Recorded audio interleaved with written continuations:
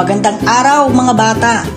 Ako si Kuya Hashim at ngayon ay pag-uusapan natin ang isang napakahalagang paksa, Solid Waste Management, o kung paano natin dapat pangalagaan at ayusin ang ating mga basura.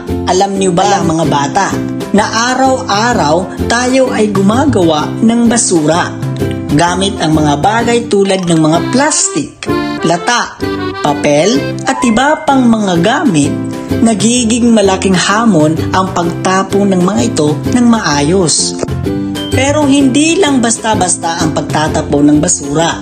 Kailangan natin malaman kung saan natin ito itatapon upang hindi makasama sa kalikasan tulad ng polusyon o pagkakalason ng hangin, tubig at lupa.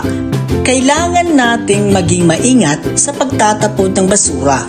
Ang mga basura ay may iba't ibang uri at bawat isa ay may tamang basurahan.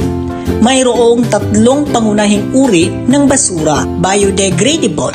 Ito ang mga basurang mabilis na nabubulok tulad ng mga balat ng prutas, dahon at pagkain. Dapat ito ay itapon sa basurahan na may label na biodegradable. Non-biodegradable. Ito naman ang mga basurang hindi nabubulok tulad ng plastic, bote at styrofoam. Itapon ito sa basurahan na may label na non-biodegradable. Recyclable. Ito naman ang mga bagay na maaaring gawing bagong gamit tulad ng mga papel, lata at mga bote ng plastic na malilinis. Itapon ito sa recyclable na basurahan. Kapag hinati natin ang ating basura at inilagay ito sa tamang basurahan, mas madali itong magagamit muli o may proseso para hindi masayang. Halimbawa, ang mga recyclable na bagay ay pwedeng gawing bagong produkto. Pero kung lahat ng basura ay magkahalo-halo, magiging mahirap itong itapon at magdudulot ng masamang epekto sa kalikasan. Alam niyo ba na ang hindi tamang pagtatapon ng basura ay may malaking epekto sa ating kalikasan? Kapag itinapon natin ang basura sa kalsada, mga ilog at dagat, maaari itong magdulot ng polusyon at makasama sa buhay ng mga hayop.